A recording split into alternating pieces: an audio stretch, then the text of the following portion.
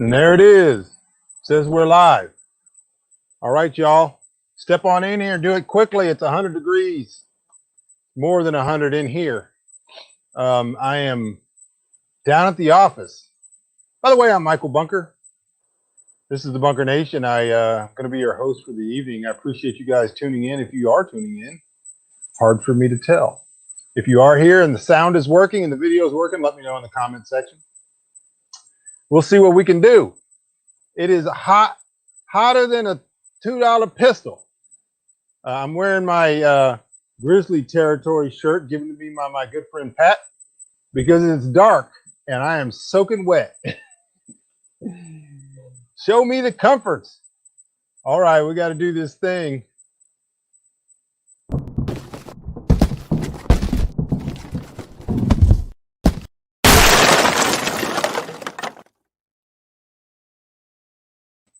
Hey, if you're out there, you don't know who I am, and you tuned in for some reason, maybe YouTube showed this to you sometime in the future times, and you found this. My name is Michael Bunker, and I am an expert on a lot of things, but I'm not an expert in a lot of things too.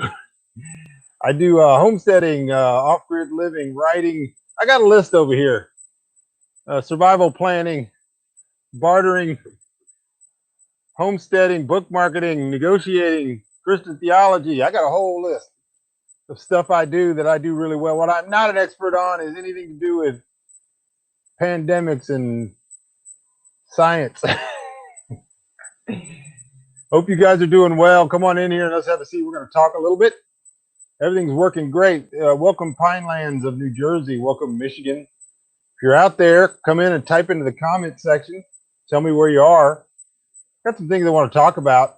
Nobody wants to listen to me give a speech on Independence Day.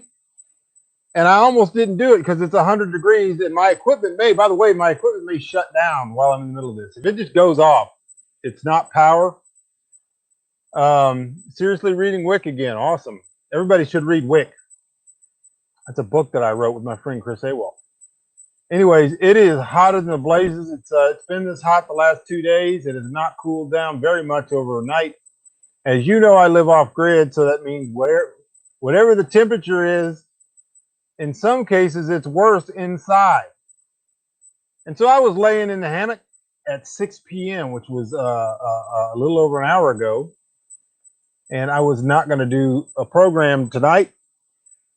I had been walking around a good part of the day and had some ideas going through my head, talking about freedom on this Independence Day. And so I was just going through them in my head, and I said, you know what? I'm going to go ahead and go down there and do it. No one's going to be there. Everybody's going to be out like waiting to do firecrackers and whatnot. Hello from the coast of Texas. Good to see you, Scott. So I thought you hope people will contribute to the fundraiser. I hope they will too. Every donation helps. They can do the super chats here. They can go to Facebook and PM me donations. We hope to have enough to do these batteries. But so anyways, it was hot. It is hot. It's about 102 degrees. I was laying in the hammock because it was in the shade and I could catch a breeze. And as I was sitting there thinking in my head about freedom and independence and what people are doing out there, I thought, you know what, I'm going to come down here and do it. It doesn't matter if you're here live, if you're watching this, if you're a future person and you watch this in the future, perhaps you'll learn something. And greetings to all you future people who are not watching this live. If you are watching it live, here's what I need you to do. I need you to smash the like button. I need you to subscribe. And I need you to participate. Come into the comment section. Let's talk. You can ask questions. You can ask anything. If you see me doing like that, it's just because everything is wet. I also got my Kayla Ray hat on, my trucker hat, which I like very, very much. If you don't know who Kayla Ray is, she's a singer-songwriter, Texas singer-songwriter from the Waco area who is making a lot of waves. If you like old school country, if you like Patsy Cline and you like old school country, this is the one for you. She's really, really good. And just the other day, I got talking to my friend Garrett Bradford. He's got a couple new songs out. Somehow, I got friends in the independent music business. But that's not what I'm here to talk about. I was thinking about freedom, and you guys have heard me talk a little bit about this. It's not as simple as people make out. In fact, it's very complicated. We talk about logic fallacies all the time, and one of the biggest logic fallacies out there is one where words are not defined, or they can be defined in two different ways, and people use them in both ways on purpose to confuse people. There's actually a name for that. I can't think of it off the top of my head, but it's an undefined middle term. And since that term is not defined, people can say things that are nonsense. And personal size evaporative coolers. I'd like to try one. But people can say things that are nonsense, but they're easily explained if you actually realize that they're using one word in two different ways. And so this happens quite a bit. Freedom is one of those words because if it's not defined, if it's not contextual, it has no meaning whatsoever. Or freedom can mean what everybody wants it to mean. So when we celebrate freedom in a time when freedom is a vestige, it's vestigial at best. It bears some defining. We ought to define it. All right. So here's the thing. Freedom is not to be without bonds. I mixed it up a little bit with a patriolater the other day who was one of these charismatics. And perfect definition of what I'm talking about when I say people that exist in a world without any context, without ever having to define anything. And he was out there speaking truth over America, speaking life to America. And we mixed up a little bit on Twitter. And it became very apparent that, his big thing, what he'd been taught his whole life, unbiblical as it possible, and actually one of the most foolish and stupid concepts ever invented by the criminal and corrupt mind of man, is the freedom of the will. And so I do what I can. I try to explain things. And one of the things he had no way of getting his mind around was the fact that Christ went to the cross as a free man. He freely went to the cross, and yet he was in bondage to the will of the Father.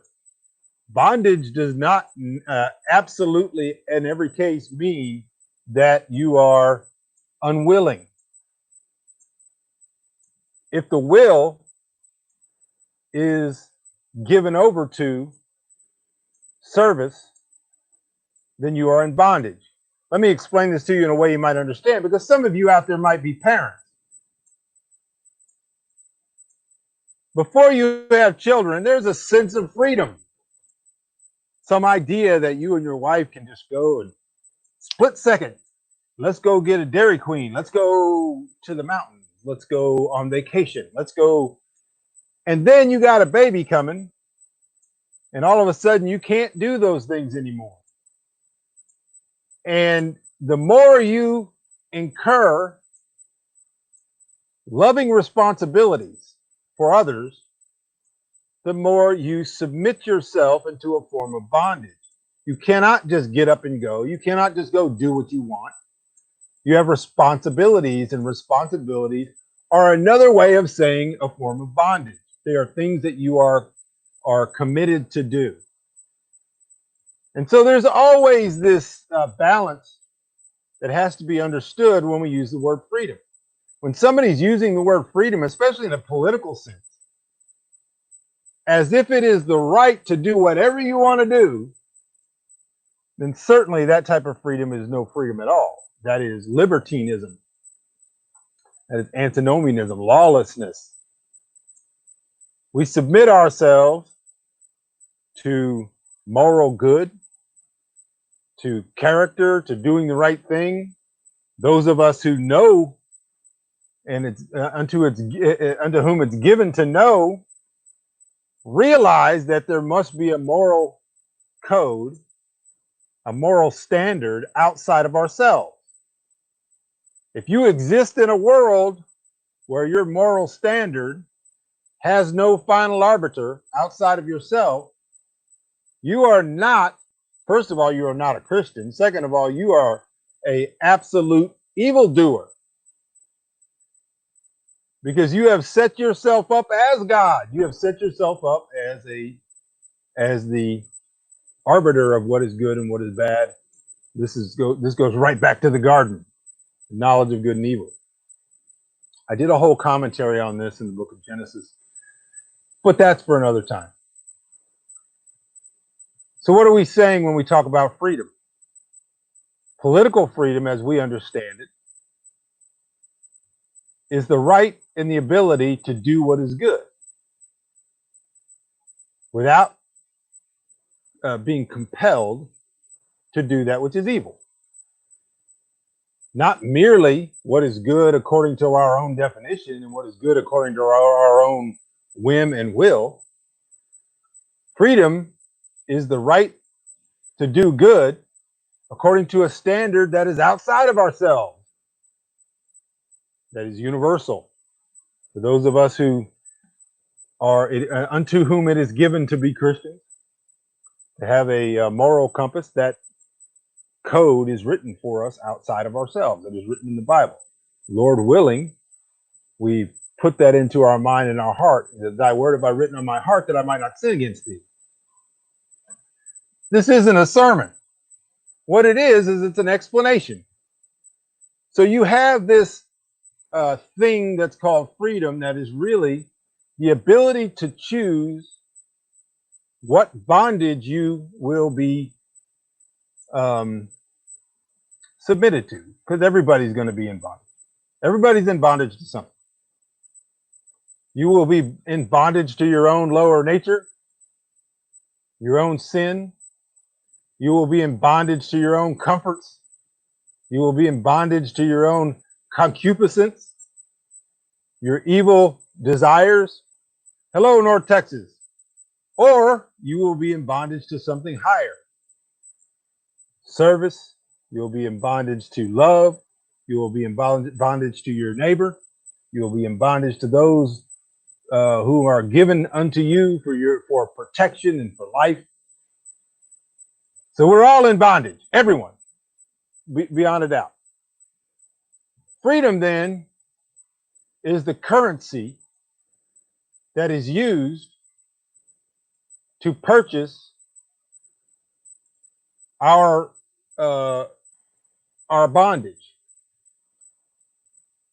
And most people will use that freedom to purchase licentiousness or comfort, mostly comfort. All right. So you guys have heard me say, I say things that are so completely contrary to the modern culture. I got 5 unsubscribes yesterday just talking about the fact that the governor did not have the right to issue a executive order demanding everybody wear masks. I didn't give opinion about masks, whether people should be wearing them or not. I said nothing political throughout the whole thing. I haven't said anything political yet today. But freedom is something that must be held close, because some freedom as a currency upon being spent is lost. It's not recovered. It's irrecoverable. And some freedom, by being spent, guarantees more freedom for more people. Some people have bonded themselves to this idea of service,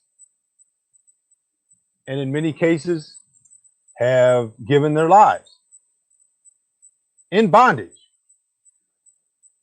so that others can be free. In it, when it's done and it's honest, hello, Montana, then freedom expands. When freedom is spent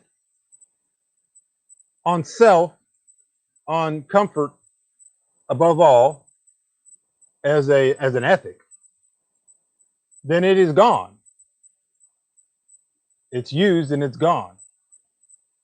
Most Americans, most people, especially in Western civilization, in this late stage, daily spend their freedom on comfort. And so you heard me talk about the fact that I'm not going to go on a diatribe about cities, but in cities, when you move there, when you conglomerate with the mass man, you then purchase, you farm out your rights and responsibilities. You get your things provided for you and you farm out your freedom. You are restricted as to what you can do, when you can do it, how fast you can drive, where you can do all these things. You farm out your security, you farm out your safety, you farm out your defense, and you also farm out your charity. You give money to your church, which does charity, so you're free to be comfortable. That gets a lot of people upset. That's an unsubscribe button right there. People that have gone down the road, societies, civilizations have gone down the road of trading freedom for comfort. They've learned that it goes away. It's the expiration of that freedom. The freedom isn't expanded. It's not transferred. It's not given to anybody else. It disappears. Only through great bondage would it ever be regained. And daily, Americans daily trade their freedom for comforts. This is the sign of the day. This is what's going on in the streets. This is what's going on in your TV every day. This is what's going on in the great conflict, the death struggle of stupid between those who would want to go into socialist superstate and those who would choose rather to try to continue to spend our way into some type of massive comfort orgy. Solzhenitsyn, and I put a quote of his on my Facebook. Hello, John.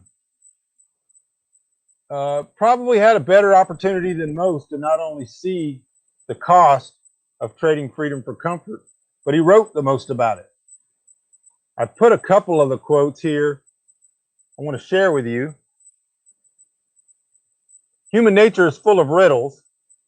One of those riddles is, how is it that people who have been crushed by the sheer weight of slavery and cast to the bottom of the pit can nevertheless find strength in themselves to rise up and free themselves, first in spirit, then in body, while those who soar unhampered over the peaks of freedom suddenly lose the taste of freedom, lose the will to defend it, and hopelessly confused and lost, almost begin to crave slavery. Now, I cannot think of a better description of America 2020 on Independence Day. I know I'm supposed to be out here talking about how great America is. And in many ways, as an example, it has been very great. Culmination of Western civilization and all the hard work and the cost of bondage for many people, some willful and some unwillful, that has brought together a entity that has spread more freedom, more affluence, more comforts than any in the history of the world. Those things, where they are laudable, ought to be lauded, and where they have caused great harm, ought to be decried. But that's where we are. These are the things I think about when I'm in my hammock, 102 degrees. Why am I there? At 53 years old, certainly, if we can agree on anything, we can agree that had I chosen another road, had my so-called free will been enacted to highly prize my own comfort, I would not be at 53 years old at 102 degrees, sitting in a hammock trying to catch a breeze. Not with a superfluity of talents, with an overflowing amount of ability, of expertise. I certainly could have been wealthy in any number of ways. And it's not that I've said I've chosen, I joke around and say that I am poor on purpose, because in a way I am. But it's not as if I had the choice where I said, hey, I can maintain all my ideas and all my integrity and all the things I want to do and be rich. And I said, no. Who would do that? That would be silly. But I've certainly not chosen paths in this half a century that would have brought me numerous comforts in exchange for freedom. And because of that, I am where I am. It's not an easy thing. It's not a black and white, easy thing to sit there and decipher. At what point did we give up this freedom? At what point did we as a culture decide that comforts were sufficient to buffer us against the evils of tyranny? Can you pinpoint the moment? Some people will say, "Oh no, 1913, we're off the gold standard." Everybody has their ideas of what that was, but I have the belief that we have, for the entire length of the history of the country, slouched our way into Gomorrah. You don't just wake up one day and you're like, "Well, I made one decision and everything went south." There's a long series of trade-offs in which we have handed off freedom for comfort. We as a people, us individually. It's an interesting thing.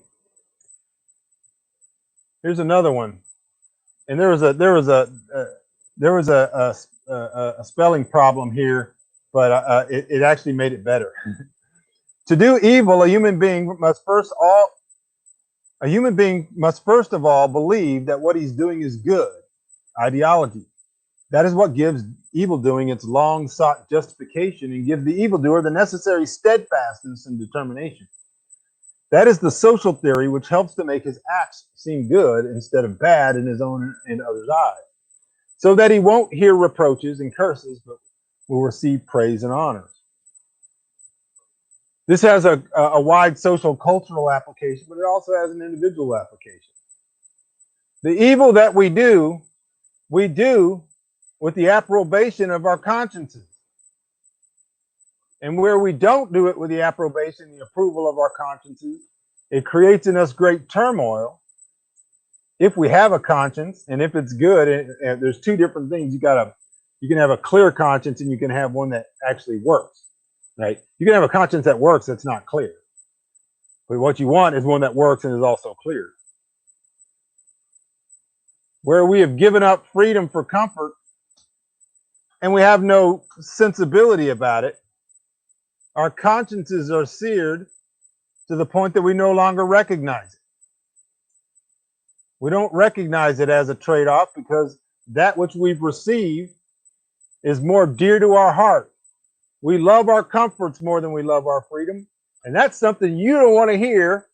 You don't want to say to yourself in that shower that has 50,000 gradients of temperature to make sure that you're the perfect temperature. And when you step out, you're into your 72-degree womb and you walk through your day. None of those things go, hey, I wonder what I traded for this. I'm not saying you shouldn't have air conditioning or that air conditioning is evil. Please do not misunderstand me.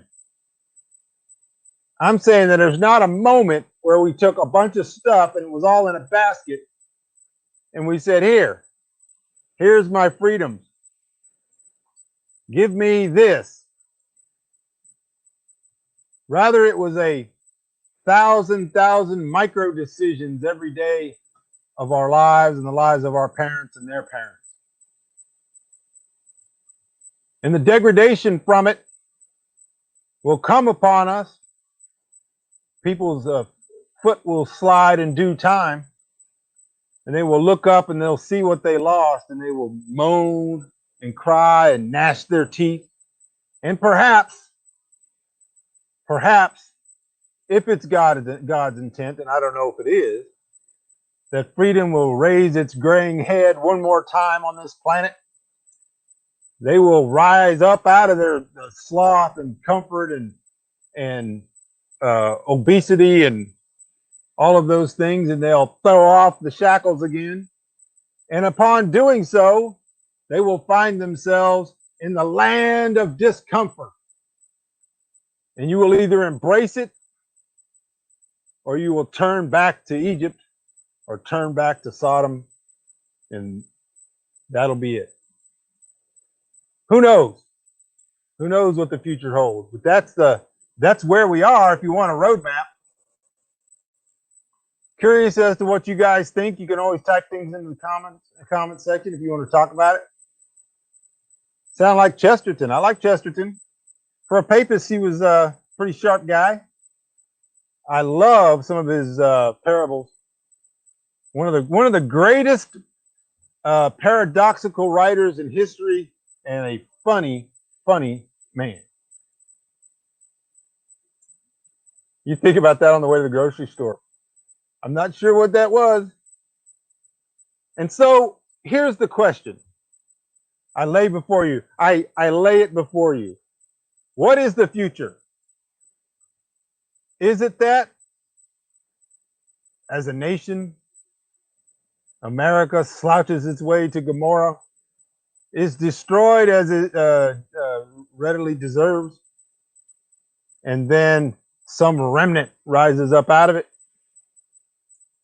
I don't want to get into prophecy and all that, because all of that has a confusing effect on the natural mind.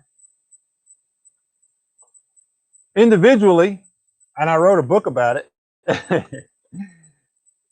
Every time I say I wrote a book about it, I laugh.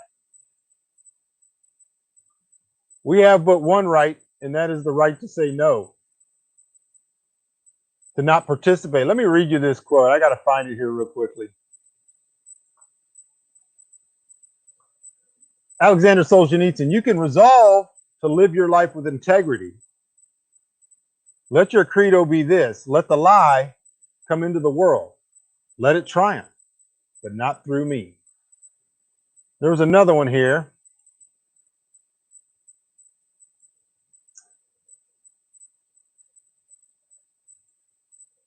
Here's a great one that fits our topic. We hear a constant clamor for rights, always rights, but so very little about responsibility. And we have forgotten God. The need now is for selflessness, for a spirit of sacrifice, for a willingness to put aside personal gains for the salvation of the Western world. Boy, isn't that true? I hope that no one will suspect me of offering my personal criticism of the Western system to present socialism as an alternative. Having experienced applied socialism in a country where the alternative has been realized, I certainly will not speak for it. The well-known Soviet mathematician Shafarevich, a member of the Soviet Academy of Science, has written a brilliant book under the title Socialism. It is a profound analysis showing that socialism of any type and shade leads to a total destruction of the human spirit and to a leveling of mankind into death. I think of all this on the way to the grocery store. Oddly, today the thought crossed my mind that we are more enslaved than free in this country. We are. Where I would differ with most people is that they're going to point their fingers at government. They're going to point their fingers at others, whereas my finger is always pointed at me.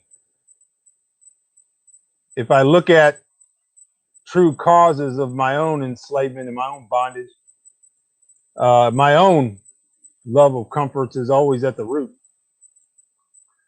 That's the currency that we use to buy comfort, is freedom. And so, and I don't exempt myself from any of my accusations. Perhaps I'm on a different road than others. It's 100 degrees here, and I'm soaking wet. and there's no breeze, and I'm inside, and it's probably 105 inside this office. That said, I'm not hurting, other than the hypertrophy of having worked my body to resist, to learn to resist, to deny it so that it can grow stronger. Perhaps we can learn something from that as well.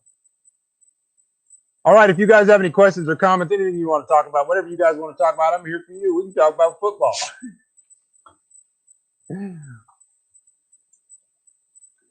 Go check out Kayla Ray. Kayla Ray Music. Get her album. She's awesome. Also check out Garrett Bradford. I'm going to be using some of his music on here and elsewhere. And I made a I have to tell you this. As a writer, there's nothing worse than people that come up to you and they say, hey, I have an idea for a book. I'll tell you the idea and you write it and we can split the money. There's no describing how stupid that is. And I usually say, well, I have a million ideas that are better than yours that I don't have time to write. The writing is actually the hard part. I don't know any writer that's ever had a shortage of ideas. So don't ever go up to a writer and tell them you have an idea. You want them to write it and you split the money. You can say, I have an idea. I want you to write a book. I'll pay you to write it. It's a whole different thing. So I did that, not the same way. I knew what I was doing, and I explained it to him, Garrett Bradford. I said, listen, I got an idea for a song. I didn't say you write it and we'll split the money. I just said, hey, if you ever want to work together on a song, I got an idea for a song. He was very kind. And I'm still working on getting Walt Wilkins' song, Trains I Missed, as the theme of this show. I haven't had the power. Once I get these batteries, going back to the fundraiser, I can I'll have power during the day. I can work when it's cool. I can work overnight. I can work early in the morning when I get up, and I can get a lot more stuff done. Right now, once I get up, there's no power, so I work out and I do all these chores, feed the animals, water everybody, and then I take care of all. Do I have an idea drawer? No, I have an idea pocket. It has holes in it. I come up with ideas, and I put them in my idea pocket in my mind, and then they just fall out, and then I never think of them again. But they're really good. Toughening up is hard, but there's two ways you're going to toughen up. You'll toughen up because you choose to. Choice does not imply the freedom of the will, by the way. It may imply it, but it certainly doesn't prove it. You can toughen up by choosing to do it beforehand, reestablishing your freedom by the embracing the right to say no and embracing discomfort. Or you can just wait. And discomfort and pain and suffering is going to come to you. That's inevitable, even according to Solzhenitsyn. Writing is the hard part. That's true. Hey, if you guys have any comments or questions or topics, things you want to talk about, you can't get me to write a book for you, but you could get me to talk about a particular topic if you want, or you could just tell me what you want to talk about. We'll see.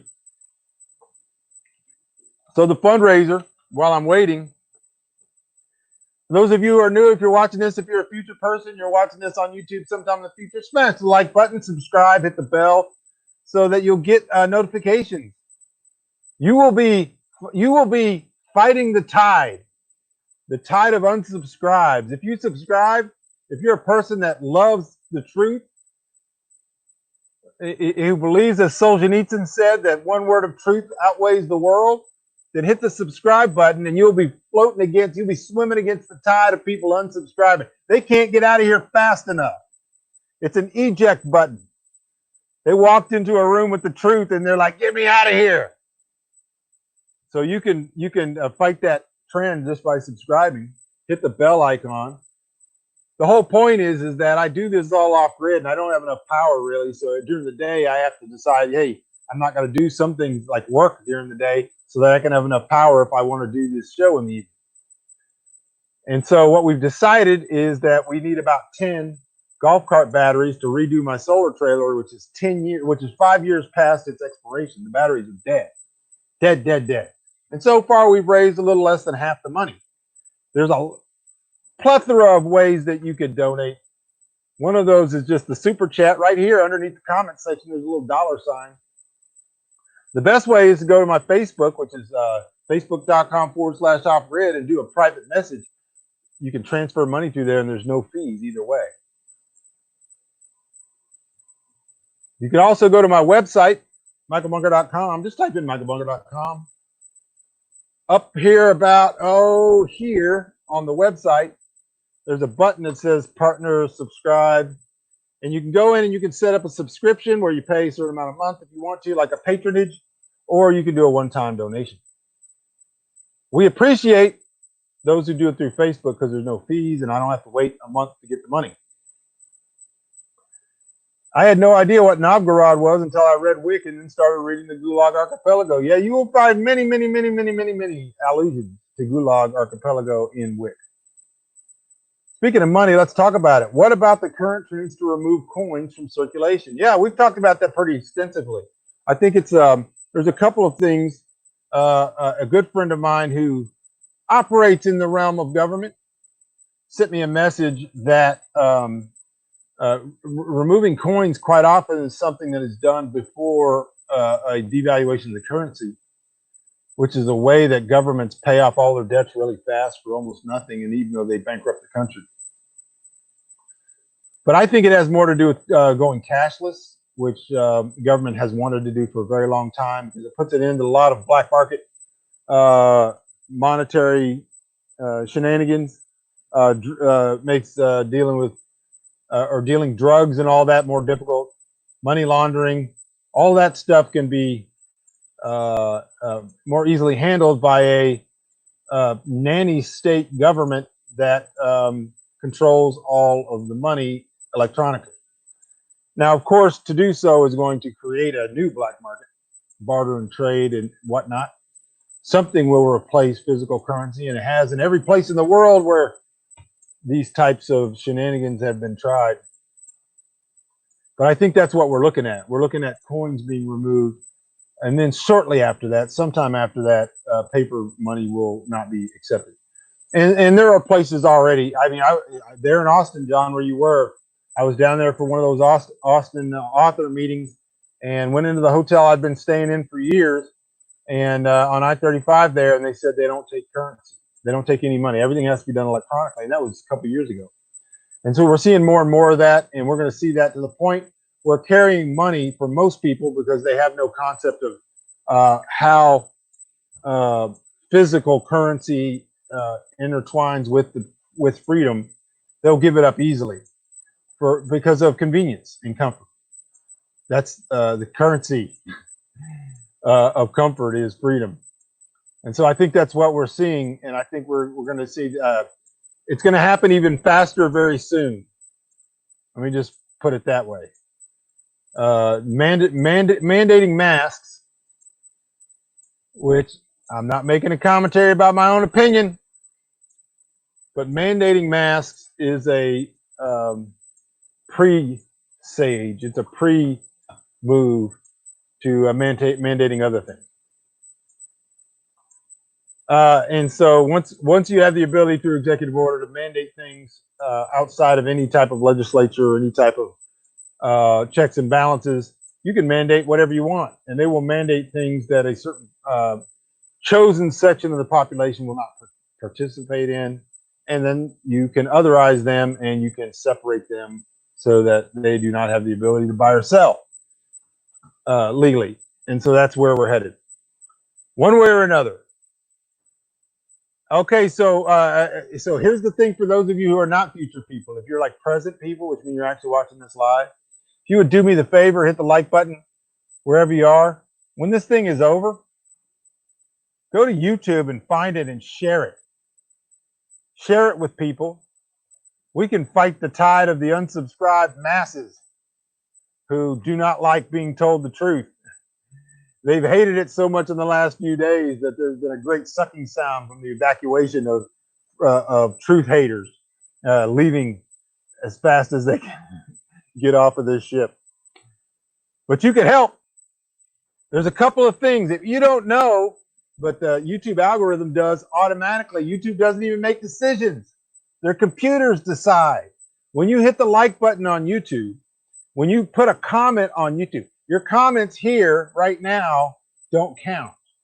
But when you put a comment after this is over and you go and make a comment on this video, there's a certain percentage when it hits it, YouTube goes, okay, people like this. Go show it to more people. So they take the magic alchemy of how many views you have, how many people are watching it, how many people like it, and how many people comment, and they blend it in and they get a number and they go, okay, let's show this to 1 million people. Maybe this is the one. Maybe this is the one that goes viral because you help. Probably not. This is one that probably gets me canceled. I say that almost every show.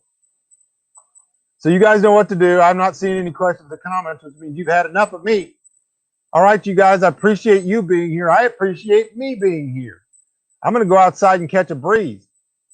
Hope you guys are doing well. I love you all. Lord willing, I'll see you again maybe tomorrow or the next day. I don't know. It'll be soon, if the Lord wills it. Y'all have a good night.